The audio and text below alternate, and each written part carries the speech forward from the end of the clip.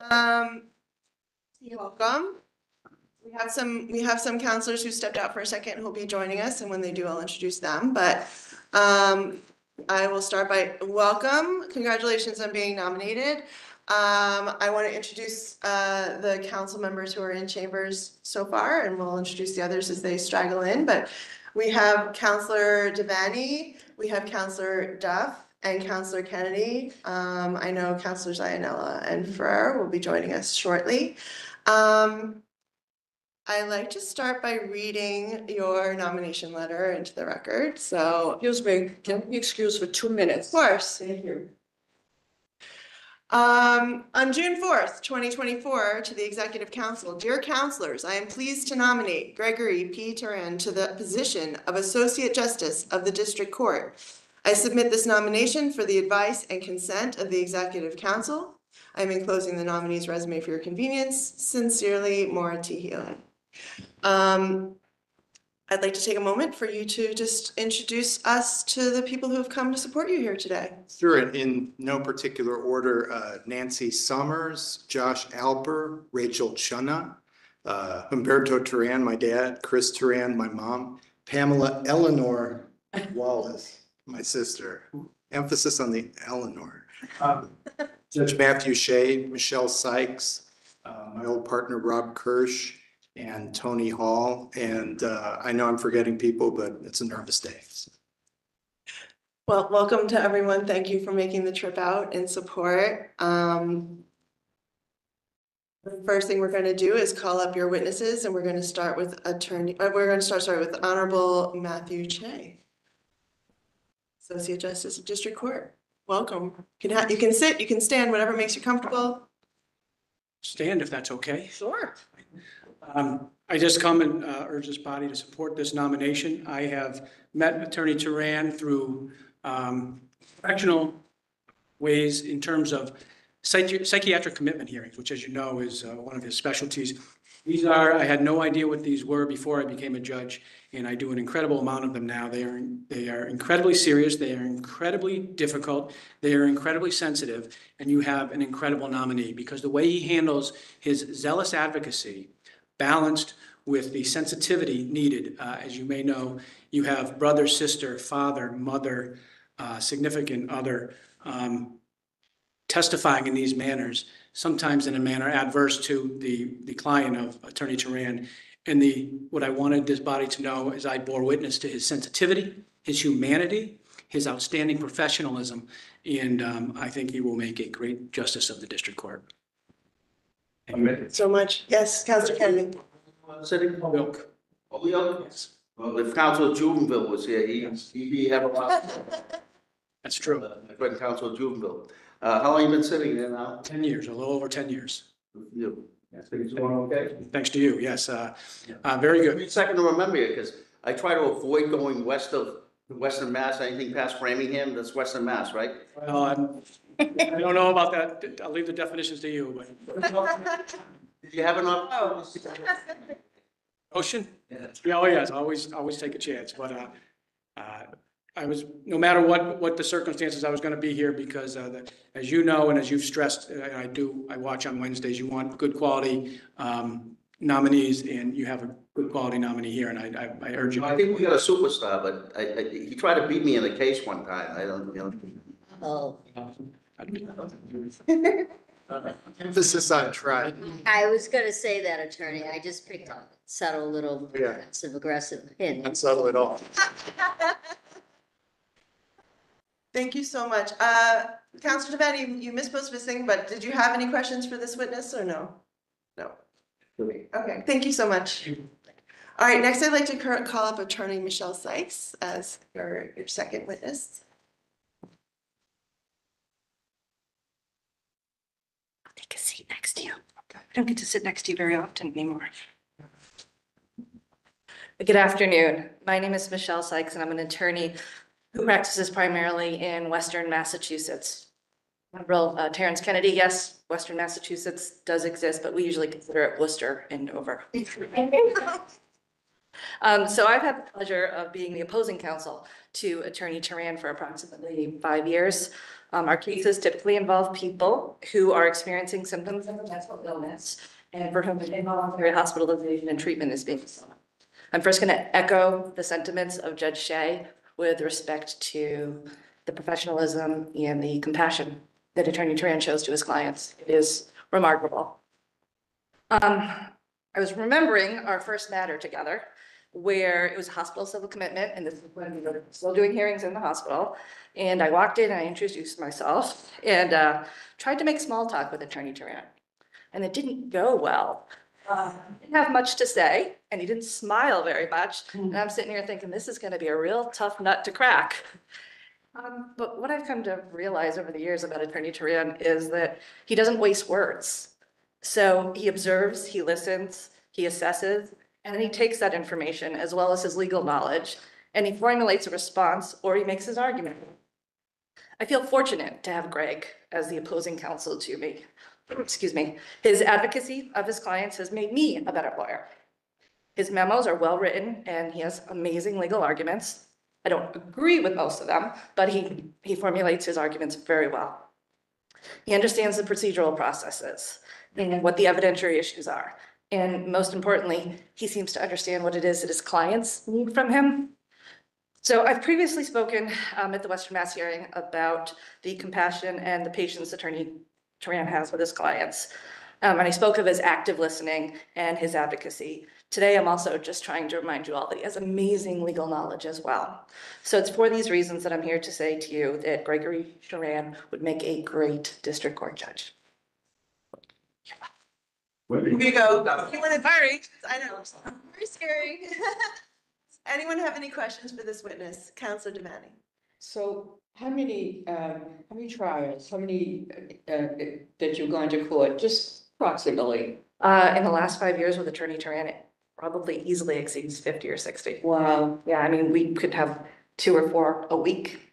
You don't know what that means to me, because I've said it before. I have seen in my 25 years, someone sit there and I'd say, no, honey, oh, I saw him once. That's not good. That's not good enough. No, absolutely. And so you really know, and I think you are, exceptional witness to come, that you were in opposition, so that I'm thinking, when you left the courthouse, you knew, well, I lost, but he was fair and he treated me fairly. So did you feel that way when you went up against him?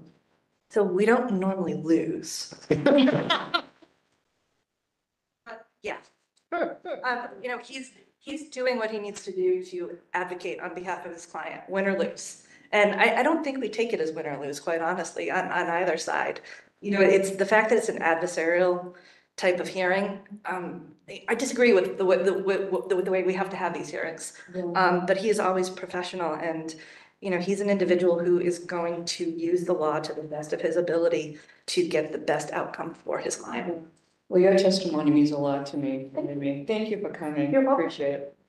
Does anyone else have any questions? No. Thank you. Thank you. I want to say thank you for both coming and sharing your thoughts in Springfield and then coming out to Boston to do it again today. Thank you all for your time. Appreciate it. So we did originally have a third witness who submitted a letter instead, and I'll read that at the end. But right now I want to see if anyone else in this room is here in support. Seeing none, does anyone want to speak in opposition? There is a line outside. Oh, please. No, I closed the door as I spoke. I'm gonna say that. Seeing none, did you want to say support? It's getting stale. Sure. Eddie, getting stale. Tell us your name. Robert Kirsch.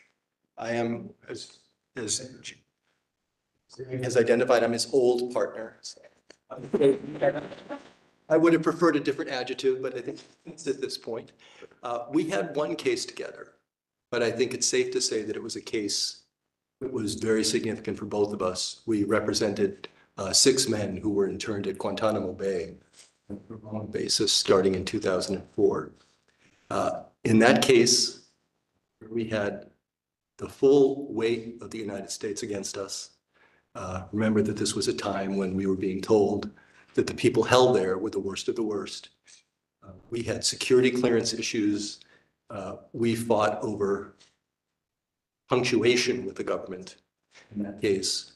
And I can only say that Greg was the most zealous, thoughtful, compassionate advocate. We were dealing with clients who really didn't know our culture and whose culture we really didn't know. It really brought to bear the full breadth of both human beings and legal ability.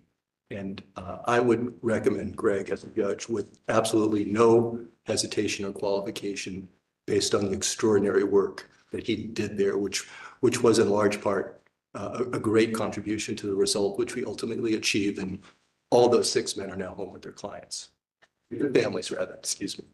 And I would be happy, I appreciate the opportunity to be able to speak today, and I'd be happy to answer any questions. Thank you so much for sharing that specifically. It's one of the parts of his resume that is most fascinatingly different than we normally hear. But Councilor Devani, did you have a question? Thank you for coming. How long have you been artists? We were partners, we were at the firm, the case started in 2004. I forget when Greg left the firm. I left in 2015, so we were partners for 10 years. Wow, so you really know him, right? We were together every day for months at a time under sometimes horrible circumstances, but worthwhile circumstances. Well, thank you for testifying. My pleasure. Seriously, anyone else have any questions for this witness? Thank you so much, genuinely appreciate it. So now I turn the floor to you. So Attorney Teran, please share your personal statement on why you want to be a judge and why we should confirm you.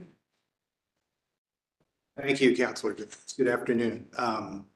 First of all, I want to say thanks to Governor Healy and to Lieutenant Governor Driscoll for the honor of the nomination, and to Chief Legal Counsel Paige Scott Reed and Deputy Legal Counsel Derek Hesselheim for their support and guidance throughout this process, and to Abim Thomas and the Judicial Nominating Commission for their tireless work on behalf of the Commonwealth as a whole. Thank you to you, Tara, for the time that you've spent with me. Thanks to Valerie McCarthy and her staff, and to all of the counselors for the time you've spent talking with me, reviewing my file, and the time that you devote to every nominee who comes before this body. I'd like to give special thanks to Judge Shea and to Michelle Sykes for speaking today on my behalf, and to Rob Kirsch, my never old, eternally young partner, who I spent 1,000 of the best hours of my life with back in 2008. And I'd also like to thank the 8 witnesses who spoke at my community hearing on June 24th in Springfield, many of them from the church that I attend. I'd like to say thanks to my kiddos, Gus and Amelia, for being great kids, great 20-somethings, for teaching me far more than I ever taught you, and for enduring all the mistakes I made as a dad along the way. I'm glad you're both thriving, and I'm sorry I made you listen to so much Bob Dylan during the road trips. That was my fault. Thanks to my church family at Morning Star Baptist in South Hadley. Thanks to my former partners and colleagues at Wilmer Hale, including Steve Oleski, who may be watching out in California, and to my colleagues at CPCS. And thank you to Rachel for your intelligence, your sense of justice, and for your magnificent heart. It's been a tremendous gift to be loved and known by you over the last year and a half, and I hope that we have many more years together. Tolstoy wrote that happy families are all alike, which is hilarious and delightfully untrue. The rest of the families might be all alike, but my family, I think, is a little different. My dad, sitting behind me, came to the States when he was 11. He left behind a one-room house in Chihuahua with no water or indoor plumbing. And the house that he ended up sharing with his mom and dad and sisters in Tucson was a little bigger, but not by much. And everybody else got the bedrooms. My dad slept outside in a shed for years, all the way through high school. Eventually, he became the first in his family to go to college, and he had a 30-year career in engineering. As a senior in high school, my dad got up the nerve to express interest in this super smart, nice white girl in his class. And I've seen the pictures. They were very cute together, and they're still very cute together, and they're sitting behind me right now. They went to the University of Arizona, graduated in 1968, got married, moved to Texas, and 2 years after that, I came along. My mom, also behind me in the red jacket, just so you know out there, studied microbiology. She thought about med school, but decided to start a family with my dad instead. And over the years, she taught childbirth classes, managed a YMCA, and drove a beer cart at the golf course. She currently advises Luka Doncic on the fine art of trash talking. You can ask her about that. She'll deny it, but I've heard her talk trash. I've heard him talk trash. I don't think the similarities are coincidental. I've had a charmed life throughout, and certainly a charmed life growing up. I loved astronauts, Saturday morning cartoons, Greek mythology, soccer, science, math, except for long division, which I still hate. I loved music, books, swim team, marching band, high school debate, and through it all, my parents supported me and pushed me when I needed it. And they also knew when to stop pushing, like when I stopped taking piano lessons in junior high and started learning Purple Rain by ear instead. I picked stupid fights with my sister a lot, far too often, until I discovered in high school that we might be the best allies either one of us would ever have in this world. My first love was science, but I also loved to argue, especially about things that I thought were unfair or unjust. And when I was in 6th grade, I saw this play, Inherit the Wind, about a teacher facing jail time for teaching evolution in 1920s Tennessee. I noticed that the 1920s Tennessee of the play seemed an awful lot like the 1980s Texas I was living in. And I also noticed that I really loved the lawyer who was defending the teacher and thought, if I ever become a lawyer one day, I think I want to be that kind of lawyer. Growing up, I felt a little different, not unusual. Everyone feels different. My flavor of different was this: when you're a Mexican-American hyper nerd with a fascination for David Bowie and Doctor Who, living in East Texas, especially small town East Texas, it can feel like being a stranger in a strange land. When I was a junior in high school, I got into a summer program at MIT. I arrived here in June of 1987. The Charles River was glistening, The Cure was playing on WBCN, and I was in a place where it was okay to love the things that I loved: philosophy, physics, literature, and the music of the Smiths. I never wanted to leave, so I came back here for college in 1988, and I've been a proud citizen of the Commonwealth ever since, mostly in the eastern part, but in the last 6 or 7 years in the beautiful western part, which I wish I'd discovered sooner. I paid my own way through MIT on an ROTC scholarship. When I was a cadet, I discovered that gays and lesbians were forbidden from serving in the military, which did not seem at all right to me. So I became part of a campus organization devoted to changing that policy. And at the time, I was the only ROTC cadet at MIT to do that openly. And I've been an LGBTQ ally ever since. After college, I served on active duty in the military from 1992 to 96. I'm proud to have served with people from every corner of the country and from all walks of life who wanted to make something of themselves. I'm proud it was the Air Force, the same branch of service as my grandfather, Leslie Larson. He came back from World War II with a hatred for macaroni and the love of Glenn Miller and Lawrence Welk. And in time, I came to love those things too. He gave me the best job I've ever had, which was shoveling sheep manure at a friend's farm in Colorado. I hated that job. I didn't think it was a great job at the time, but Grandpa Leslie, in addition to being a Midwestern farm boy, was a little bit of a car salesman. And he said, "It's a great job, Greg. There's nowhere to go but up." And he was right. He was the first man I saluted when I was commissioned in 1992. And I wish he were here today. I've had a 24-year legal career. the first 15 years at WilmerHale made me a formidable lawyer, but it's the last 9 years at CPCS that have been my PhD in humanity. I've served hundreds of people over the last 9 years. I've met them in lockup. I've stood by their side in court. I've visited them in jail, in prison, in psychiatric wards throughout the Commonwealth. I've asked questions and given legal advice and done the lawyerly things that lawyers do. And I like being a lawyer and I'm good at it, but over time, the lawyer stuff became less important to me than the human stuff. I've sat with my clients on some of their worst days. I've read Elizabeth Bishop with them. I've talked about life and family and philosophy and religion with them. I've listened to contraband music with them. I've sang songs with them, borne witness to their suffering. And I've tried to represent them with dignity, grace, and a firm, unyielding insistence on their full humanity.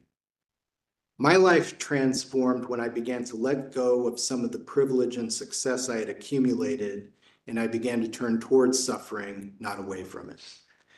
I discovered that in turning towards suffering, in bearing witness to it, in showing solidarity, in reducing harm where I can, and acting with compassion and kindness, that I gave my life new meaning. And the day-to-day practice of turning towards suffering with compassion is really all that matters to me now. It is the last and final answer to the multiple choice question of me. If I'm confirmed, I believe the practice of compassion will help me cultivate the patience to be respectful, thoughtful, to listen deeply, and to treat everyone who works in the court and everyone who comes before the court with dignity. And that is the practice that I would bring to my work as a judge every day. Thank you very much. Be happy to answer any questions. Thank you so much. We're going to start with Counselor Devani. Nice to see you Good again. to see you too. Thank you for coming a distance and spending all that time with me. I appreciate it. And you're on the Hall of Fame for the Belgian waffle. I am so impressed with your background. I served 22 years on the Commission on Disabilities, and I always ask when I meet with nominees, what is their experience with people with disabilities? And you have more than I could hope for. And I think the last 5 years, you've demonstrated that with people who have really been outcasts, and you have given them a helping hand. Tell me what the most rewarding case you've had. When I think about that these days, I think mostly of, it's maybe not one case, but there are 2 or 3 clients of mine who I've worked for over the past 4 years or so, represented them in commitment proceedings and in guardianship proceedings, and have had kind of an ongoing relationship with them. A couple of them are still in the hospital. One of them actually got out about a year ago, and I see him pretty regularly in the community. So those are the people I think about when I think about the most important things I've done. No, I've served with people on the commission. One member had a son with Asperger's symptoms, and he used to come to the meetings. You have really been noted for that. Tell me, some of the things that that have to be done and what is not being done. I think it's important for all of us, and particularly anyone in the court system, to really bear in mind all of the ways in which we could make the court system more accessible to people who are living with disabilities, who may have physical impairments in terms of getting access to court, who may speak a different language, and who may have various forms of cognitive disability, so that you need to really break down what's happening in the most simple and straightforward way possible. Okay, so you have seen cases that you've been successful, and then you learn that there's no follow-up for this person getting any help, and you have done that. So when you go to this court, what can you tell me that needs to be done And what changes would you like to see? Well, it's a great question, and I think, the question kind of hits one of the big problems that we face, not only as a court system, but as a society, which is offering the kind of care and compassion and service and follow through that people living with disabilities need, which doesn't end at the end of a case or the end of a particular chapter in that person's life, but can also often be ongoing throughout their life. I don't have a particular, I don't have a 7-point agenda for that, but I can tell you that just as a matter of values, that's something that's going to be incredibly important for me if I'm confirmed for as long as I serve. You were an attorney, you weren't a judge, yet you reached out and helped these people who were just released, like, just to go out there and whatever happens to them, and you interceded. Don't you think there should be more involvement with judges? I think that would be great, yeah. And I've known that there are people in the community who are really, comfortable with being a more active part in the lives of disabled folks, and that's certainly me. Well, there seems to be so many agencies, and it just, I just couldn't understand, looking at all your cases, that's not part of it, that there's a follow-up. I mean, you have to follow up when people, commit crimes and they go to the parole board. I mean, they need help when, I don't understand that at all. And you bring up a really great point. I mean, I can think of a client that I have right now who, one reason that I'm representing him is because he served a lengthy prison sentence, and when he left prison, he left with almost no services in place for him. Things fell apart for him pretty quickly, and he ended up in the hospital system, and he's been struggling to get out of that ever since. By contrast, one of my current clients discharged from the hospital with a really wonderful set of services wrapped around him, and thanks in large part to that, he's doing okay. So, so really, well, I want to thank you for your service, your military service. I'm kind of from a military service people. My late husband was a Marine, my son was, and so on, but I thank you. How do you think that helps you to be a better judge, what you have learned? And I thank you for reaching out to people who are gay and have been discriminated against. So how do you think your military service helps you to be a better judge?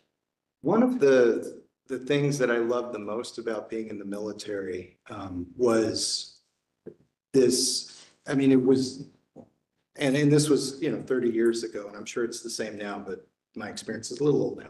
But, it was really the most democratic institution I've ever encountered, in the sense that I was working with and for people from all over the country, from many different backgrounds, many different political persuasions and, points of view, all coming together to, to serve the country and to do a particular mission and to, kind of figure out how to get things done. I think that was an incredibly valuable experience in just learning some of the basic skills and being able to listen to other people with other perspectives, being able to contribute some ideas. And at the end of the day, knowing that you have to salute smartly and get the job done. So I have to say, you have great witnesses, and great to see Judge Shea. That was a good vote. Thank you for coming. So there's a case here that Judge Shea was the judge, and I'm trying now that I'll be able to find it. I'm sure you had a lot with the judge, and tell me, there has to be, in the years that you have been a lawyer, that there's one case that will always stand out that you lost and you regret. And can you tell us about that? In my current practice in mental health litigation, the only losses I regret are ones where I feel like my client wasn't fully heard, that despite whatever efforts I made, that I felt like the decision didn't fully acknowledge what they had gone through. I've never felt that with Judge Shea. That is always, I've had many cases where at the end of the day, the person, it's adjudicated that they need to stay in the hospital for longer, and that might not be something they want. But I've never felt that I wasn't heard and that my client's case wasn't heard with Judge Shea. I have felt that at times in other cases. Very good things about Judge Shea, and we don't have a crystal ball. And sometimes people disappoint us. It might be 10, 15 years, 17 years after we voted, and you don't know, that the person is going to judge in that way. So, that's the hardest part of this job. But I'll tell you, in meeting with you, and we spent a lot of time together, and just to know your love of your family and community in your church, it was very inspiring to me that we need a judge to have all of those principles to represent us for justice for everyone. And especially in this environment, I don't want to pick up the paper every day, the people being shot, kids 17 and everything, all over in our little communities today. So tell me what you see and how our society has changed since you've been in the court. What do you think that a judge can do for this kind of environment? And it just seems like every day there's someone that's killed on the street, and I don't remember this growing up. It wasn't as frequent. I think judge can do today, and it may not be different today as opposed to 10 or 15 years ago, but I think it's absolutely crucial to bring a perspective of open-mindedness and compassion. I think it's important to listen to everybody. I think it's very important not to get weighed down with cynicism, not to treat the people in court as just a bunch of docket numbers, to really try your best to see the case in full, to hear all the perspectives, to know that you might make mistakes, but to just do the best you can. I think that's all you can do. And I absolutely agree. It's, We talked a lot of things, and I bring it out in the hearing so that we know what we talked about. And I want to ask again, is there racial discrimination in the courts? yeah. That's the thing. I don't have a crystal ball to know someone sitting in your chair if they are racially prejudiced. And that's the hardest thing. And I've seen in my little way, but I'm working on connotations, and I have a wonderful governor that's, supporting it. And when I go out to these prisons and I see people who are discriminated against and wrongly sentenced, it's heartbreaking that, because, my goal is to identify them so that they can have the releases that they deserve. But it's, it's not an easy task. And I'm just wondering, do you have any way of knowing, how can we change this perception of our courts and the judges and the thinking? I really appreciate your commitment to that. And it was, I was glad to hear of all the work that you do on commutations and in talking to people who've been in prison. I think, the thing that we can do is to try to, certainly what I do is try to, acknowledge my own implicit biases, all the different ways in which, I might be contributing to the problem, and be mindful of that, and, try not to fall victim to all the, little ways in which insidious forms of prejudice and bias can creep into to, the things that we do every day. And particularly the discretionary calls that a judge can make that can, have a huge outside impact on people's lives. Thank you. I'm so glad to be supporting you, and I'm so glad that you applied and that the governor chose you, and I wish you all good luck. I'm really pleased. Thank you, counsel. Thank you, Counselor. Thank you. Perfectly timed. I want to introduce to you Counselor Ianella, who has joined us, and offer him the floor for questions. Thank you. If confirmed by this body, will you treat pro se litigants any different than somebody who is represented by counsel?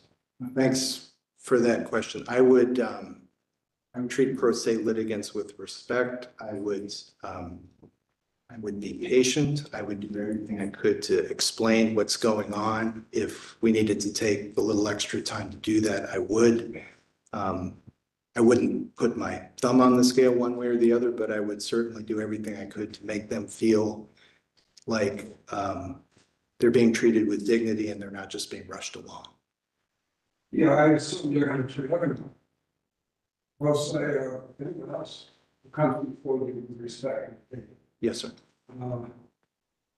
But this is me, I propose you give you thought on scale, I get it. But you have to, I think, pro se, they don't go rules of evidence. I think you gotta give them a little bit of leeway, more maybe than someone else. You agree with this? I absolutely agree, and I'll go one further. I've had many cases where, many mental health cases where a client of mine ultimately makes a decision that they want to represent themselves. They want to be the one who speaks for themselves, and I'm sitting there as standby counsel. And I find it, very important to me for them to feel like they're not completely lost or at sea, and that the judge who's hearing the case is really listening to them and giving them every chance to say what they need to say. Now, you've been on the committee for public counsel, correct? Yes. Now, what happens if you're confirmed and you have a criminal case and the defendant, when I mean you've had a case with him that you represented him, or cases, is that an automatic recusal? Maybe, maybe not, in your sense. I will confess I don't know for sure as I sit here today. My sense is probably a recusal. When you say you're not sure, hit the scale to say recusal, what do you want to know? I'd have to refresh my memory on the canons and the rules with respect to former clients. Okay. Well, let me ask this, so the canons, they give you a right. It's up to you. You have a lot of discretion. It's not an automatic recusal. What do you think you would do? I guess what would be the values that would be most in mind for me would be to try to avoid any appearance of impropriety or that I'm leaning one side or the other. So my instinct would probably be to recuse, but I really want to think about it hard. I'm not quite sure how it would come out. Because if you represent someone 3 or 4 times, I know it's unusual, and you like that, it's not to be, how should say that? If now this guy is coming pro se in front of me, for that matter, he's got an attorney. Me, I'm trying to get a sense from you. Yeah, it would be.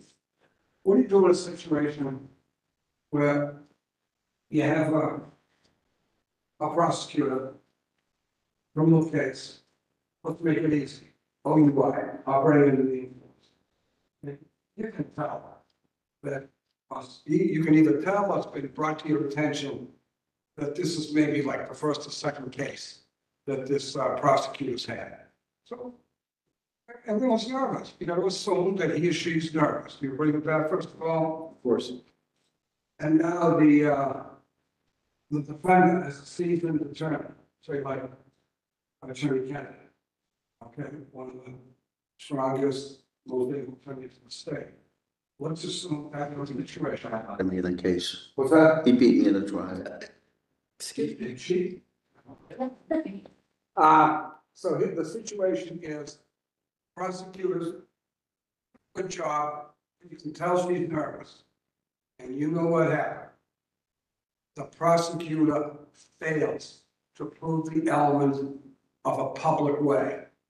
The prosecutor did a great job. The officer was on the stand, this and that. Oh, man, really good job.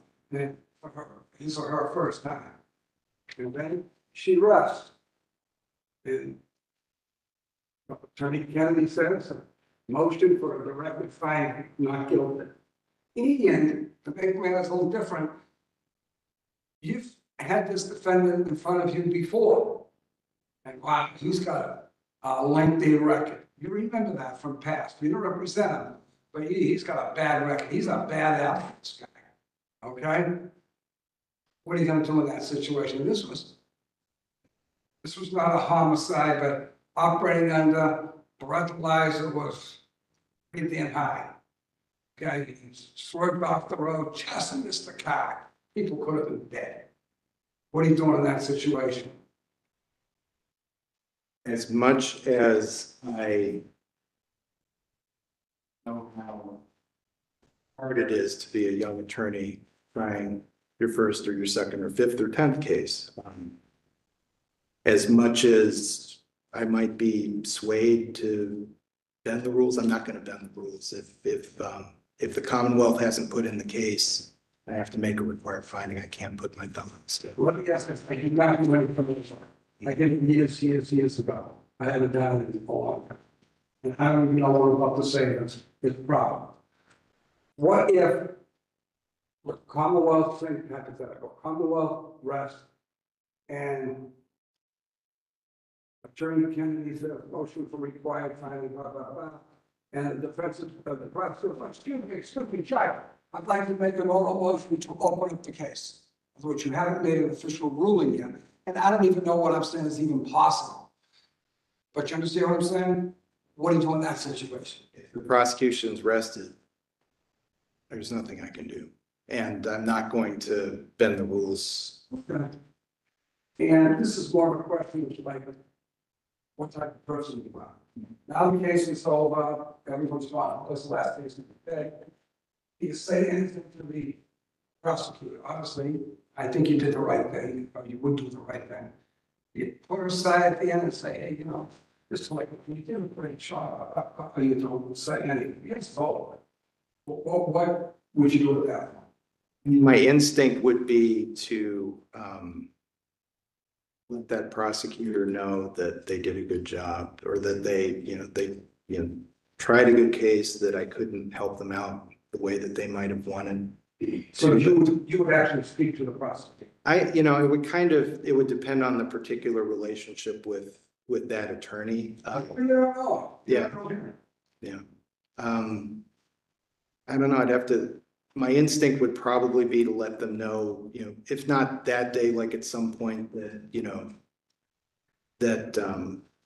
I respect them, that I think they're doing a good job, that I couldn't find for them in that case. Yes, for myself, obviously, I'm not a judge, probably say something for Yeah. It's the person going to be devastated. Yeah. First case, second case, oh my God, spending so much time on this, oh my God, like 4 times longer than anyone else. He she I can feel a little confident because they did a great job, assuming he or she did. You did a great job, hey, that's something a lot of first-time prosecutors do, I'm sure you did, something to make them at the end of the day.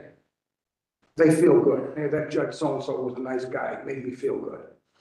I want to really pay attention to the well-being of the attorneys who are practicing in front of me. And that includes not, avoiding situations where they feel like a result is personally or professionally devastating. What's your opinion on continuances, granting continuances? I've asked for them. I have had them sometimes denied. I'm thinking of what particular case I'm not going to get into.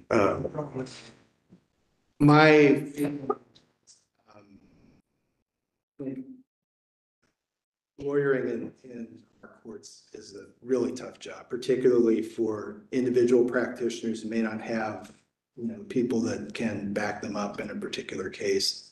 So I'm going to take all that into consideration and probably be pretty flexible on continuances. And again, I want to know the judge, but then, what do you think?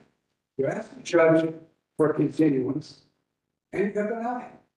Do you go out and say, this is, I've been pretty damn furious.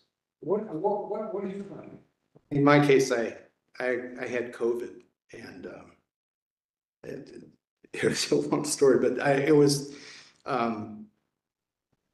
Superior Court case that was pretty contentious. In any event, I feel like if the courts are going to be serious about protecting attorney well-being, then the courts have to be serious about being flexible with continuances. Okay. Yeah, I mean, if you grant too many continuances, last time I checked, you can't be fired. Remember? As far as I know. You can't be fired. So, people, now go for court, whatever, out in the western part of the state, the presiding judge has a policy. After one continuance, there's no further continuances. Okay, that's the rule for this presiding judge. You have to fit in there this week, and someone comes in and asks for a continuance. But we already got a continuance 2 months ago. You know the policy of that court. Presiding judge, what are you going to do in that situation?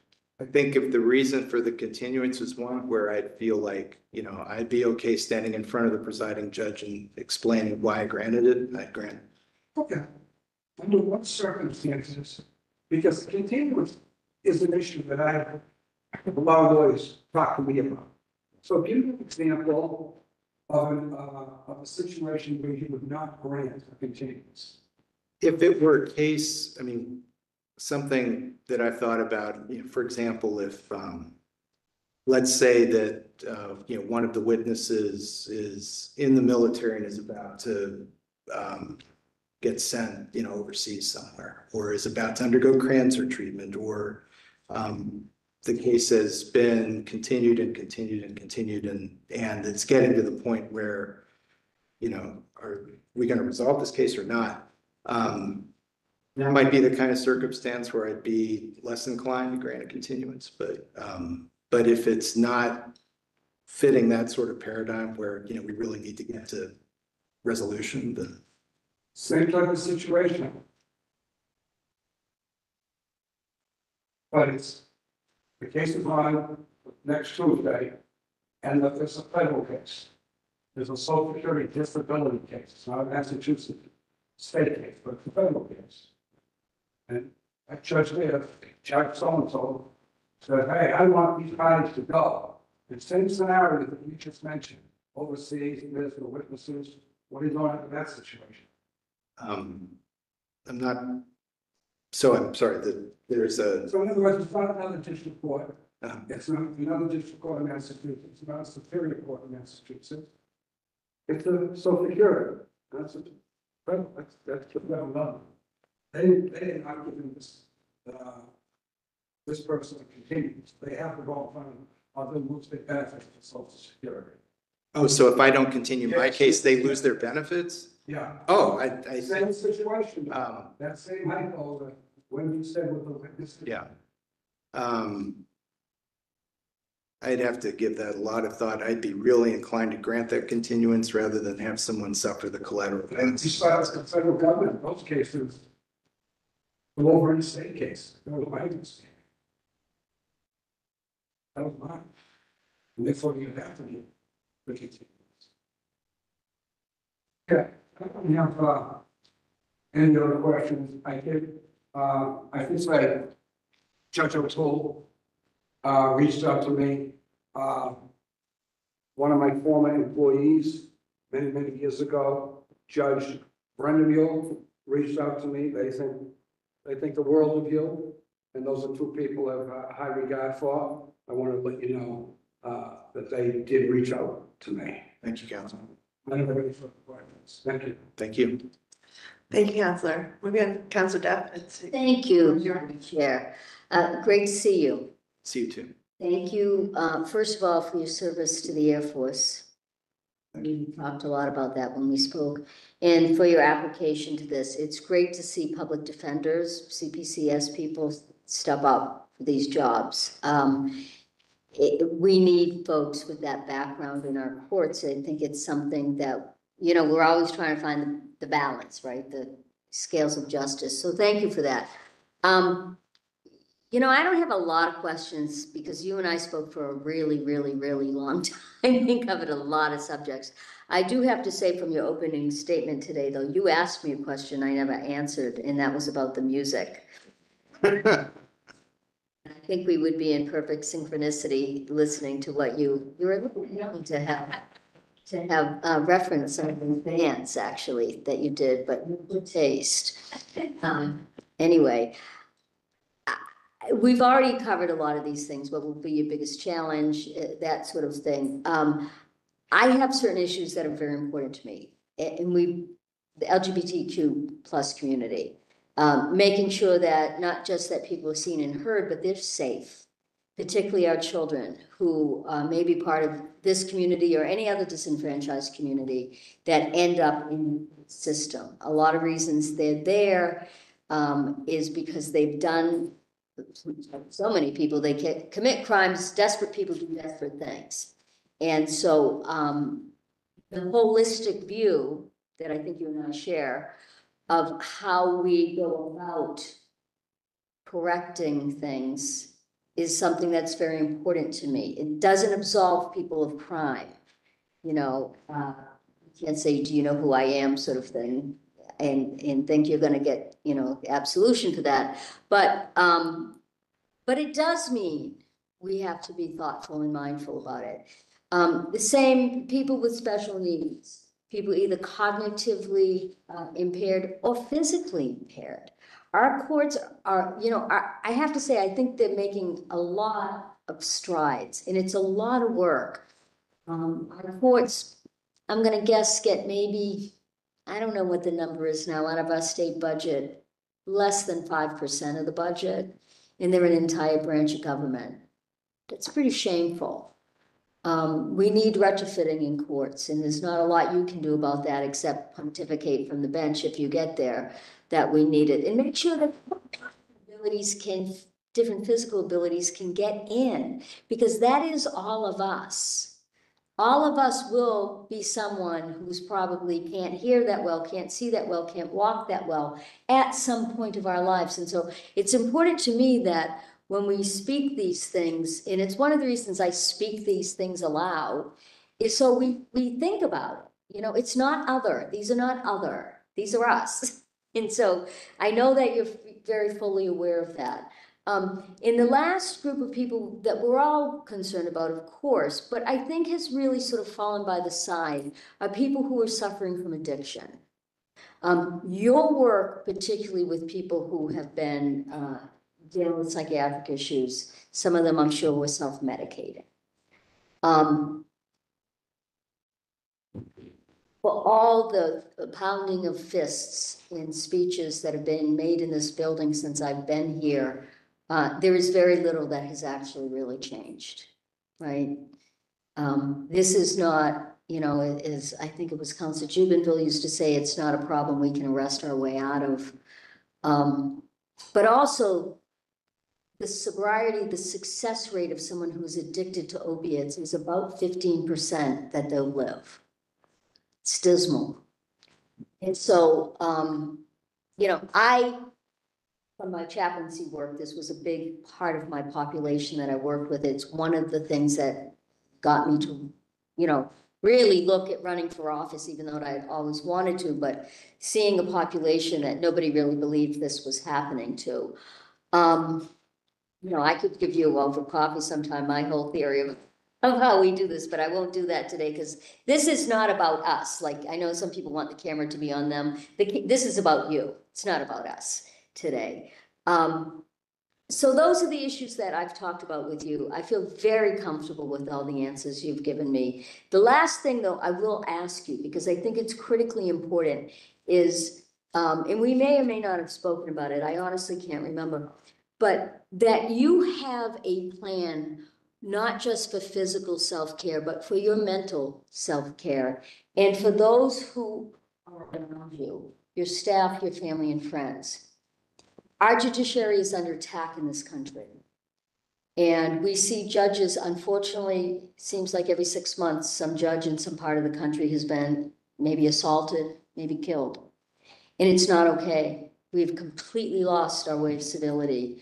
And I probably shared with you the own personal work I've had to do on this issue, because I have very strong, I'm Irish and Italian, and I'm spicy, and I've got very strong feelings about things working and, working or not working at the Supreme Court in Washington. But that doesn't mean I have the right to do certain things to those people.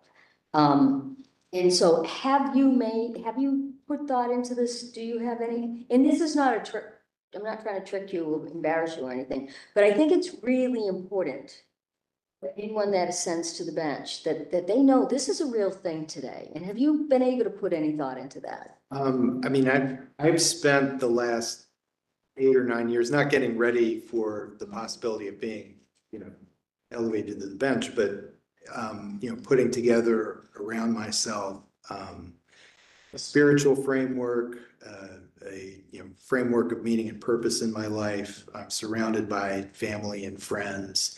And I think you're exactly right. I mean, taking on a judicial role exposes someone to criticism, exposes someone to risk. That is, it's part of the deal. And it's something I've thought a lot of, and you can't prepare for everything, but I feel like I've laid the groundwork to. Because it doesn't just impact you, it impacts your family and friends, and it may impact the staff at the court. I mean, years ago, there was a judge in Salem who made a ruling, and it was fascinating because he was a very conservative law and order judge, and he made a ruling that people really couldn't understand or wrap their heads around, because it seemed like it would come from, some left-wing judge, and it didn't. It came from him. And people not only protested at his home, for over a week, they protested at the courthouse and harassed those employees every day in and out of that building. That's one of my courts in Salem. And I spent an entire day visiting every single employee in that court to talk to them about it. And the trauma that some of these people experienced was just unbelievable to me. They felt safe walking from the courthouse to their car. They're clerks, they're janitors, they're court officers. They shouldn't be subjected to that. They don't get paid for that. No one gets paid for that. So I bring it up because it's important that we talk about it, and that you're aware of it. And when I say spiritual, I mean, I don't, we've already gone into impersonal discussions about that, but it's not necessarily a religious thing. It's a more holistic thing of that. I'm thrilled you've applied. I'm thrilled that they found you, that, there are hundreds and hundreds of people that apply for these jobs. And there are some people, it's like baseball sometimes. You might be the best pitcher, but if they're not looking for a pitcher that year, you're not getting drafted. And so, you have been able to make it through the draft and everything, and to get here. And I hope that you go further, because I think you're exactly, like I said, a public defender out of CPCS. I think this is something that we really need to see it more of. It's a voice we don't have enough of on the courts. So thank you, Madam Chair. Counselor Kennedy. Pitchers, the Red Sox aren't looking too bad. It's on your, yeah. They're doing okay, surprising. I'm gonna talk to you about a couple of things. The Judge Brendan actually reached out to me as well. She sent me an email about you, and I have a lot of respect for her. She's counsel I know is a very good friend, and she's a superb judge. I've appeared in front of her many times, and she did reach out to me and had some great things to say about me.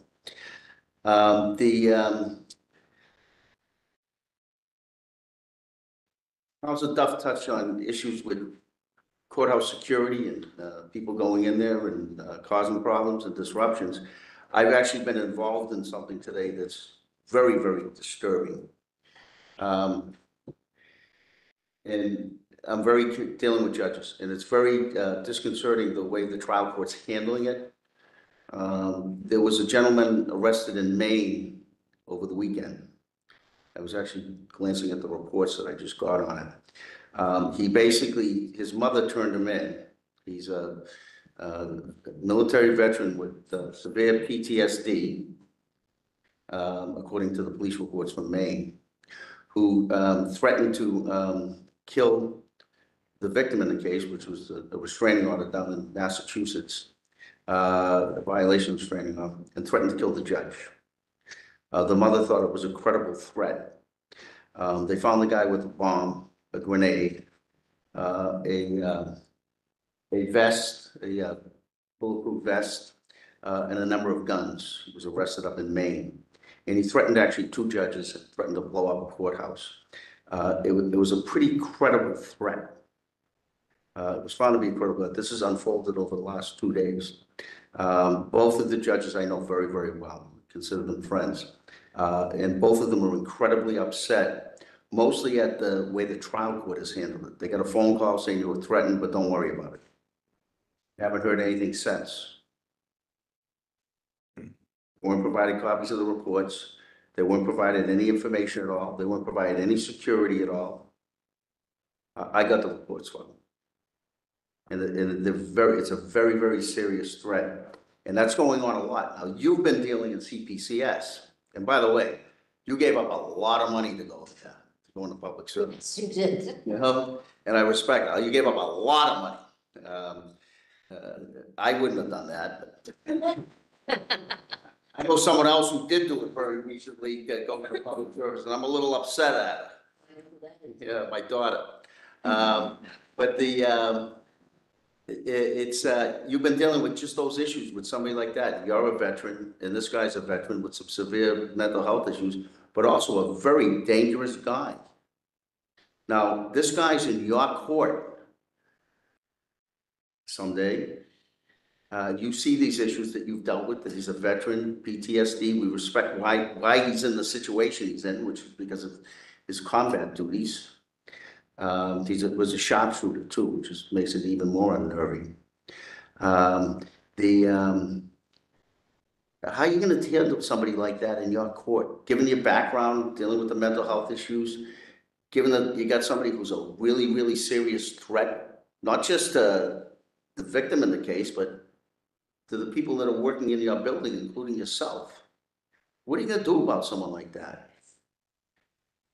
You know, Counselor, He's there on arraignment on a minor violation, and you see the issues. I mean, if there's a request for detention, I'm sorry? is there a request for detention under 58A or? Well, I'm sure there will be in this. There was the situation was a 58A with an agreed upon release of conditions that included a GPS. Agreed upon, by the way. Presumably there's a warrant out for him on that, but hope so. Yeah, I mean, the considerations in those kind of cases are, you know, they're really severe and they're very significant. You know, you can, on the one hand, you know, something that's going to weigh on my mind is it's always a terrible thing to take away somebody's liberty, even if there are warning signs. You can't do that lightly. You have to have really good reasons for doing that. At the same time, it's really, really important to thoroughly understand the risks to public safety that someone in that situation. This guy's dangerous, and this is real. Yeah. You know, you're gonna lock him up. Hopefully. Yeah, I think you have to. When I leave here, I'm gonna get on the phone with my friend Tom Ambasino, the court administrator, and I'm gonna talk to him about the way judicial security has handled this. There's two women judges, are really upset. They're both out looking for security systems for their homes right now that they have to pay for themselves. That's terrible. And they're getting, you know, she referred to the judge in the recent case getting threats. She has been getting threats. I've heard about those. But they put a cruiser in front of her house, a state police cruiser. In this case, they're doing nothing, which I find really disturbing, very disturbing. We have to protect the people who work in our courts very, very hard. They would deal with some very difficult issues and some very difficult people. And I've been a defense lawyer for 40 years. I know what you're saying. I don't like to see people get locked up. But, you know, you're looking at a marathon bomber here. Yeah.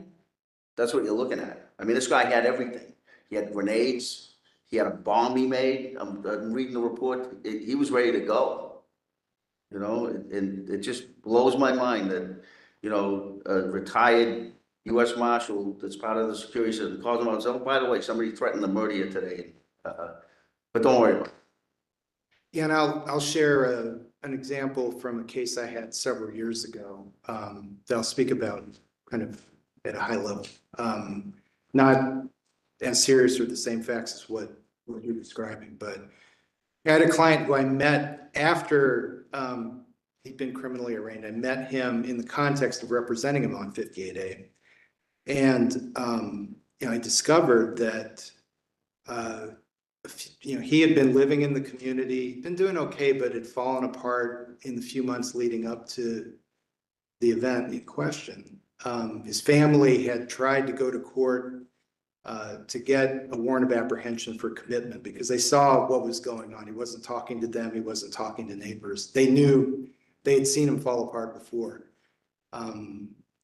And they filed their petition, you know, 3:30, 4 o'clock. It didn't get heard on the day.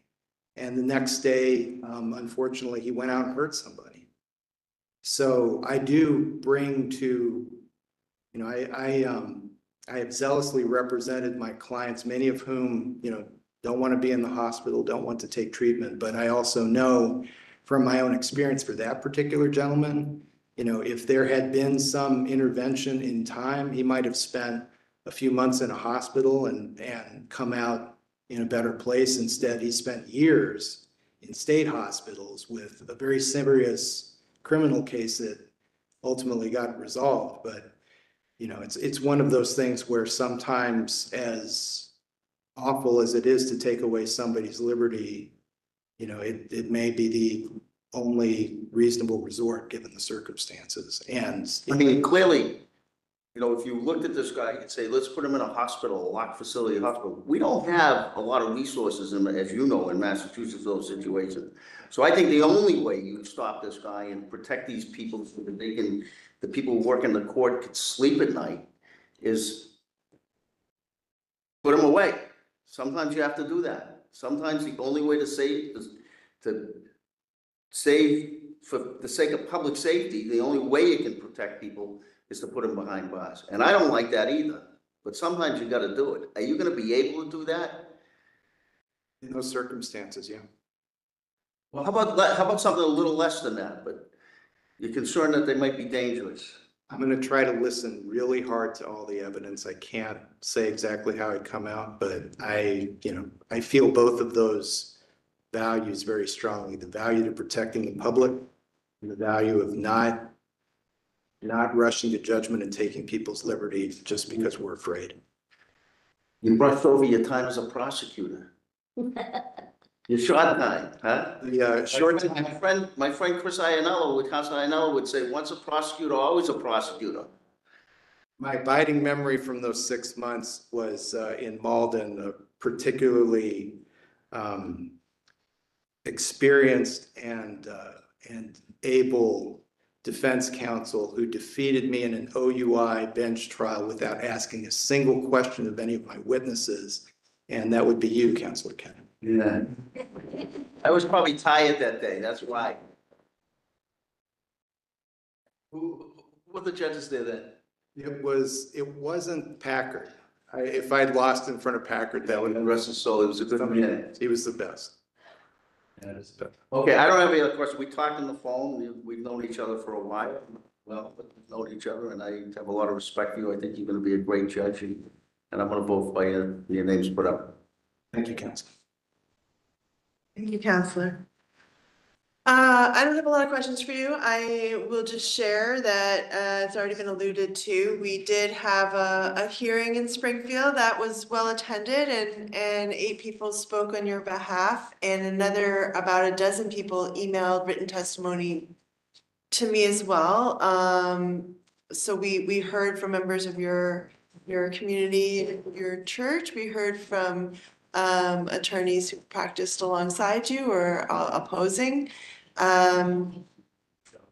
Included in the written testimony were emails from First Justice of the Concord District Court, the Honorable, I hope I don't mess up her last name, but Lynn Brendemule. Yes. Okay, and then I actually spoke on the phone and then received a follow-up email from Judge Weiner as well. So a probate and family justice out of Hamden Court. And really universally lovely things to say about you, and I did share with the council the outcome of our Springfield hearing, and these emails just add further context to what I've already shared, that the message received is that in addition to having incredible experience and knowledge of the law and being a thorough and prepared attorney when you have practiced alongside these people who've seen you in action, that the characterization of you as a person as being compassionate and kind, humble, just on and on, just describe you in exactly the way that one would hope to see our judiciary reflect back. So I am sharing, in addition to the report I already shared, I'm sharing these emails to council and submitting it to your record. But all that to say that I'm hopeful that come the next assembly where your name comes up, I'll be very honored to nominate you to become the next associate of district court. Did you have something to add, Counselor? I just wanted to add to the discussion, if I may, about, safety in the court. I had an incident back, and a woman came to the State House. She wanted to see me because her son had committed suicide, and she said that I voted for the judge who put him in jail. The fact is, I happened to vote against that judge, but that doesn't matter. I didn't really think of it too much. And a state trooper came to the office and talked to me, and he says, "You've got to be very careful because she goes to court all the time, and she could be a threat, and she knows where you live."